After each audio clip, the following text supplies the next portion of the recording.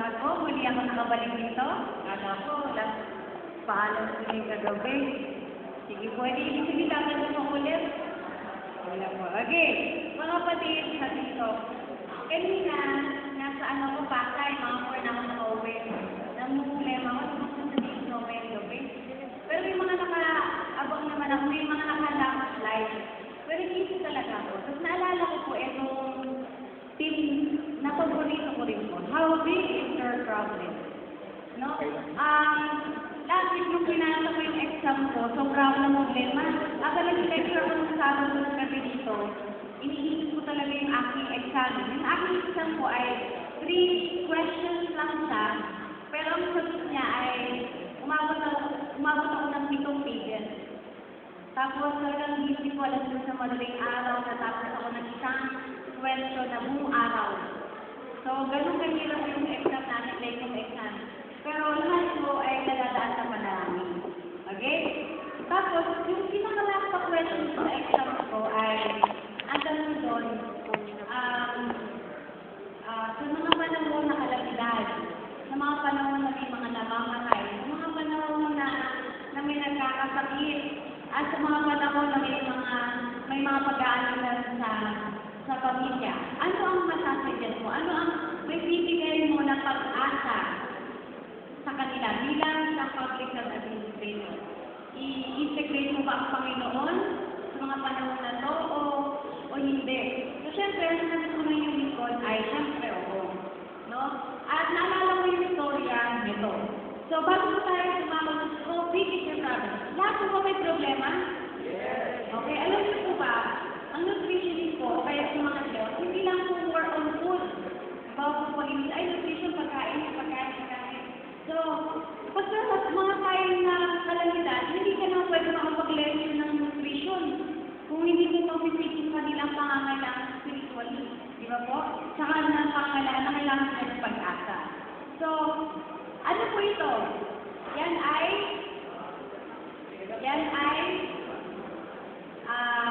ano sa Tagalog? Sa Tagalog na? Daga. May, daga. Yan daga po. Sa pag-aaral, pag halimbawa sa mga medical, ginagamit ang rad para po sa, alam naman sa organisan ng medicine. So, ginagamit po yan para ma-test po kung gaano makita yung isang gamot. So, isang beses po, kumuha yung mga scientists ng mind. Tapos po, nilagay nila sa wheel. No? Tapos, gusto nila pong i-test yung buhay ng mind o ng dagang yan. Gusto nila mapag-aralan kung gaano sila tatagal o gaano tagal yung kanilang endurance o kaya yung life nila. So, nung pinag-aaralin nila, ikot ka ng ikot. Tapos habang naikot yung wheels na yan, so inang-orasan nila. Habang siya ay naikot, ang ginawa nila, naglagay sila ng tubig dun sa aquarium. Nasa aquarium kasi siya. Naglagay siya ng tubig. So yung rat, ang ginawa niya, nagpatuloy siya. Kasi gusto niya, di ba pag umakit na, actually gusto niya mapunta sa top. Di ba? Kaya siya nagaganon. Eh syempre, yung wheels na yan, ikot at ikot yan habang ginagalaw niya. So, habang nakikita niya may tubig na umaano sa nabag niya, bibilis niya pa rin yung akit niya. So, doon pa rin siya, ikot-ikot. Tapos hanggang sa malapit na umabot na dito yung tubig, talagang todo na yung kanyang pagsusumikap. Takbo pa rin siya, takbo. Tapos, inooras nila medyo matagal. Hanggang sa dumating sa punto na talagang mag-i-give-up na yung rat. Mag-i-give-up na yung daga. Tapos, yung malapit na siyang mamatay, yung i-give up na siya, kasi pagod na siya, exhausted na siya, wala na siyang pag-asa. Yung time na yon, kinuha siya bigla ng isang scientist. Kinuha siya, naligtas siya. Naligtas yung scientist, yung isang daga. So, ano kayang pakiramdam ng isang daga na naligtas? Tingin niyo. Okay? So, next, naman, kinuha nila yung time ng tagal niya doon sa pagtatakbo. Tapos, mga ilang araw, binalik ulit siya doon. Same test ulit. Kasi gusto nila makuha yung endurance ulit ng daga. Tapos ilagay ulit nila sa wheel. Yan ulit, pakulit yung yung daga. Gusto niya makapunta sa taas. Tapos, habang tumatakbo siya, nilagyan na naman nila ng tubig. Bilis na naman yung daga. Mabilis. Tapos hanggang sa umabot na yung tubig dun sa kanyang talagang hindi na siya makaila. Kabig pa rin siya hanggang napakabilis niya. Tapos, habang ina-obserbahan ng scientist yung daga, yung time na kung saan kinuha siya, hindi nila kinuha yung daga. Kinakayaan na nila. Pero na-amaze sila, yung bakit? Na-amaze yung mga scientists. Kasi yung oras na kung saan dapat mamamatay nila yung daga, hindi agad siya namatay.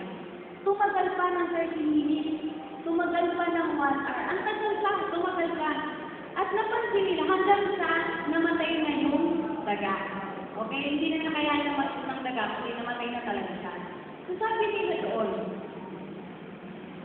yung daga na nakaranas na pagkakaligtas, yung time na kung saan hopeless na siya, may sumalok sa kanya, may kumuha sa kanya, dun sa pinaka-difficult, sa pinaka-hard times ng buhay niya, may sumalit sa kanya.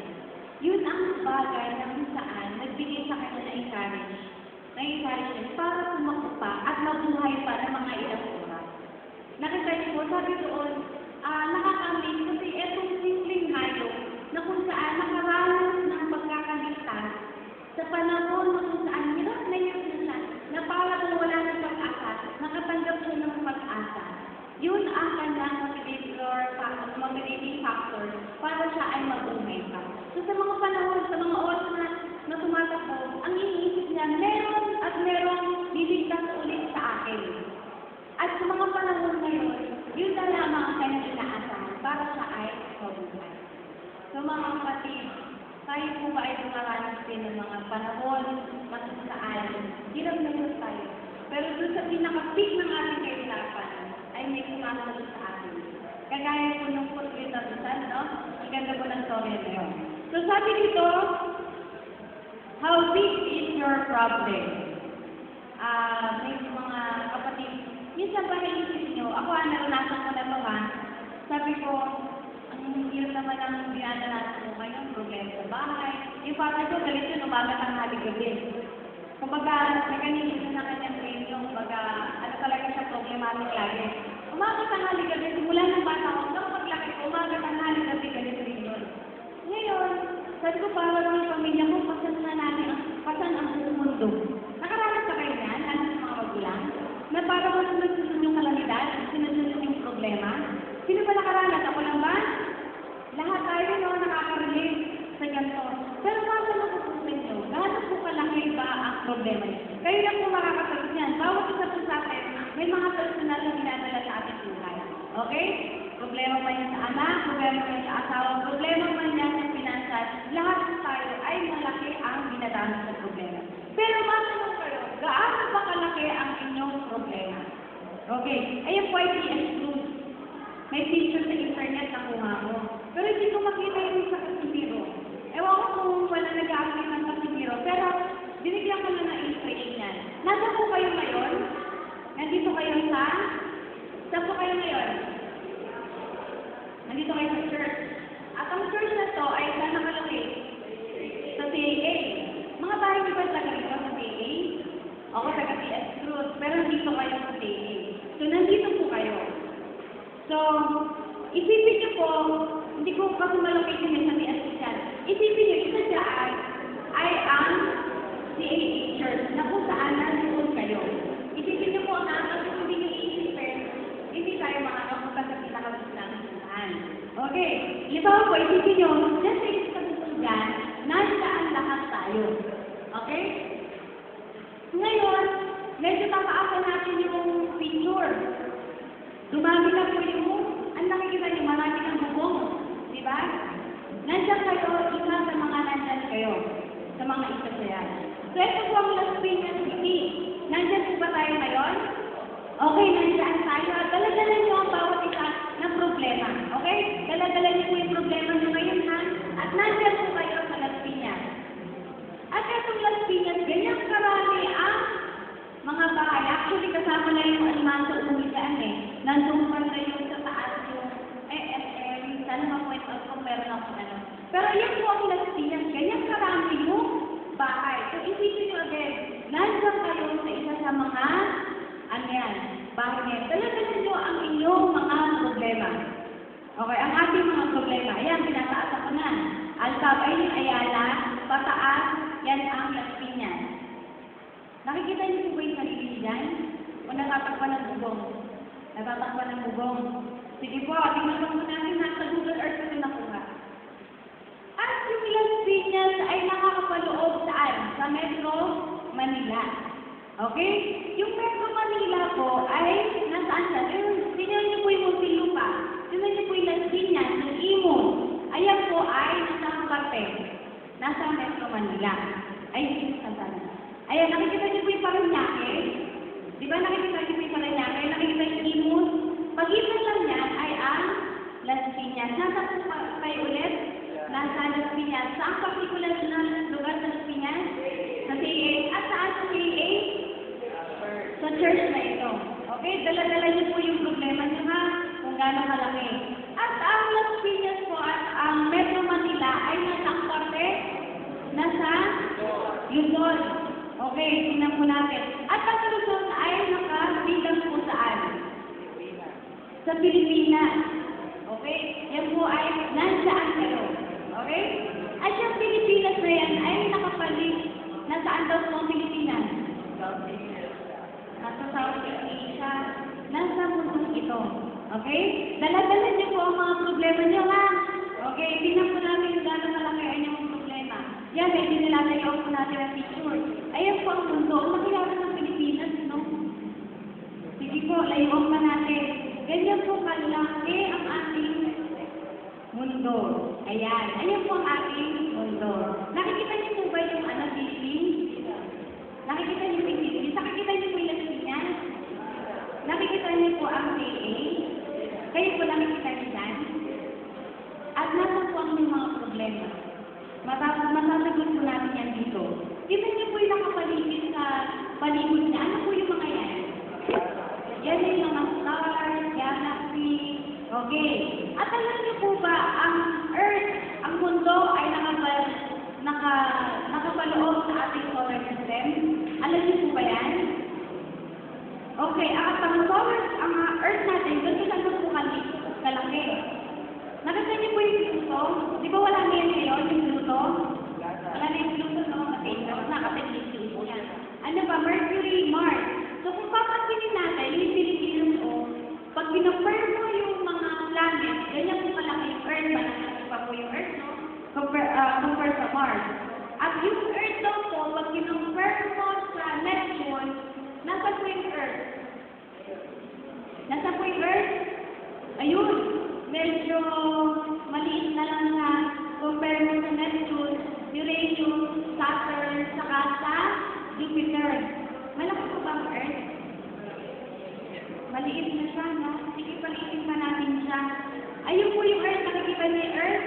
Pag kinopare mo sa Sun.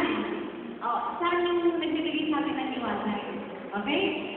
At yung Sun daw po, ayun po, nakikita niyo yung Sun? Anong kasunod niya? Sirius, Pollux, saka Arcturus. Yung kasunod. Ano po nakikita niyo? Nakikita niyo pa po ba yung Earth? Nakikita niyo pa po yung Earth? Hindi na. Ito hindi ko makita.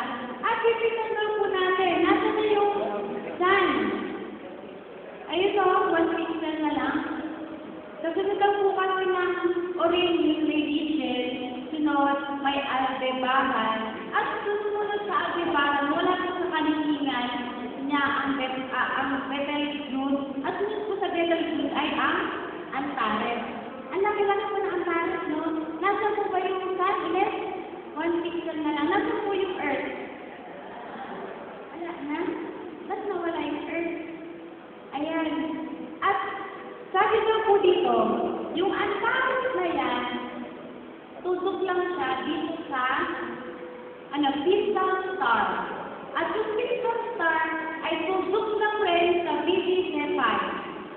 Nakita niyo kung gano'ng kalaki ang Earth? kung gaano kalaki ang sun, at kung gaano kalaki po yung sunlight. Bakit po natin pino-compare?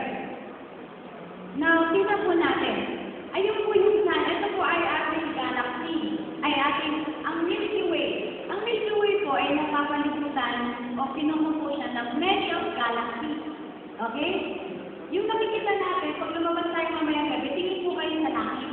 Yung nakikita ng stars, umaabot ng 2,500 or 5,800 to 8,000 ang makikita yung stars. But actually, yung stars na yan, it is clusters of galaxies. Clusters of stars o kaya galaxy. Okay? Tingnan niyo po yung sun, oh. Yung sun ay, nakikita ko ba? Kung hindi siguro nilagyan ng sun dyan, hindi namin ma-identify na nandiyan siya. No? Yan. Sabi ko dito,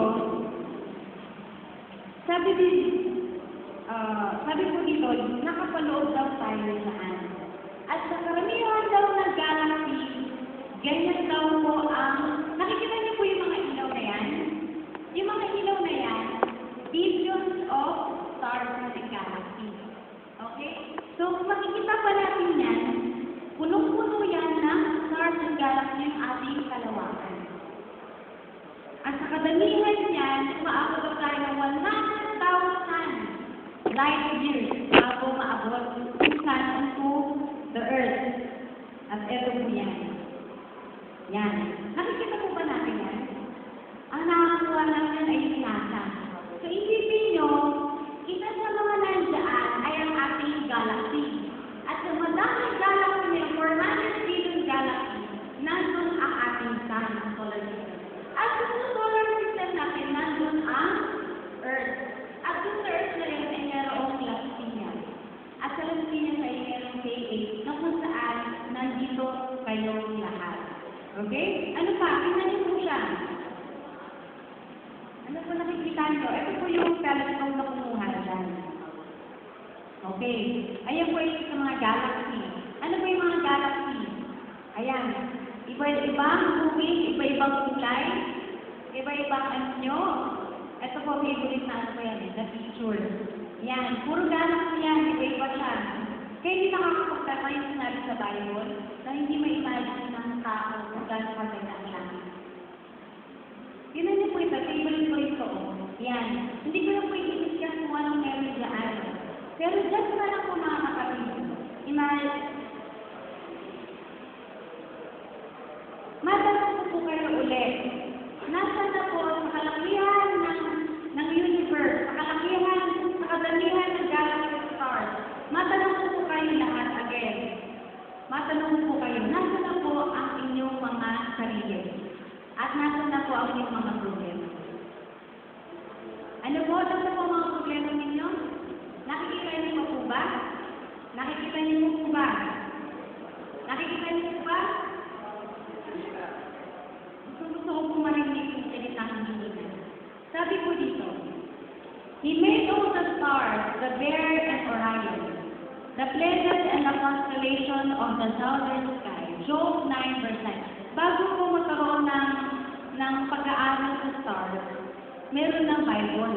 Meron ng Job 9 verse 9. At ang Panginoon inspired si Job na isulat ko.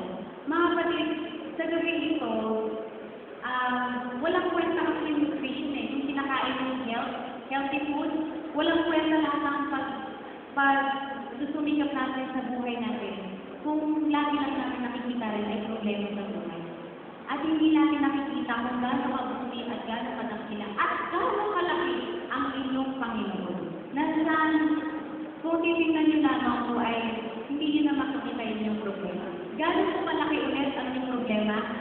Kung titingnan niyo po kung gaano malaki ang kabutihan ng Panginoon at gaano malaki ang Panginoon, ay hindi niyo po maaalala kung gaano rin kalaki ang inyong problema.